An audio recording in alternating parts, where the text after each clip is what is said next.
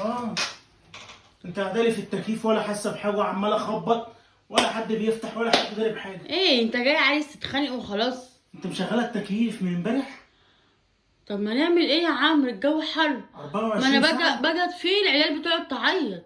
يا بنتي، انت قلتي التكييف هنشغله لما نيجي ننام، اما نصحى بقى يتقفل. يعني لما نصحى الظهر يعني نقفله؟ الجو بنتي بيبقى حرام. نار، يا ده احنا بنتي. قاعدين في التكييف وحرانين. اشحن في الشهر كام مره يا بنتي؟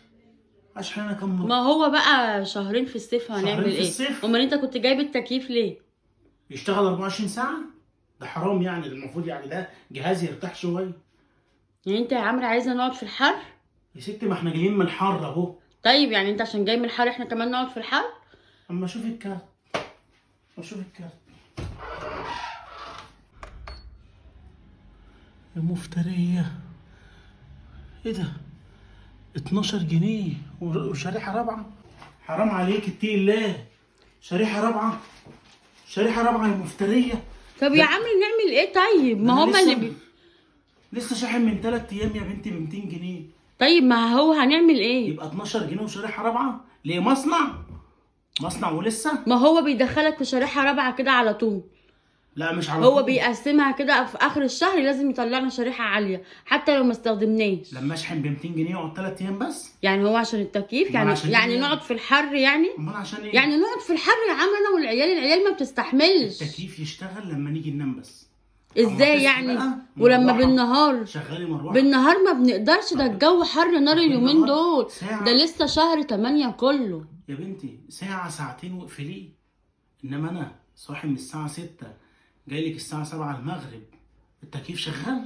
اه ايه ده؟ ده احنا حرانين كمان. طبعا، ولا في ترويق.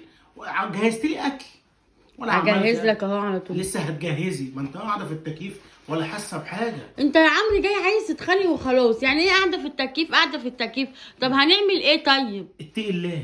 برضو اتقي الله؟ ما هي اتقي الناس الله. كلها مشغله التكييفات يا ابني، شوية اشمعنى وشوية، احنا؟ شوية وشوية. احنا مش مصنع هو. برضو مش 24 مصنع. ساعة. نقعد حسي في بالواحد نقعد شوية. في الحر بقى. يعني نقعد في الحر.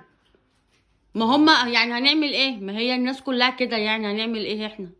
ليه؟ لا الناس كلها مش كده، الناس بتشغل شويه وشويه. ده جهاز يا بنت، ده البني ادم بيهنج من الحر. الجهاز ده برضه تريحيه شويه. امال هما عملوه ليه؟ عشان يشتغل على طول. هما عملوه ليه يعني؟ انا والله ما عارف. هما عملوه عشان يشتغل في الحر، مش عشان مش نريحه في الحر. يا بنت ده هو نفسه هيتعب من الحر. طب خلاص يا عم، خلاص يا عم، انت جاي عايز تتخانق وخلاص، انت جاي بقى حران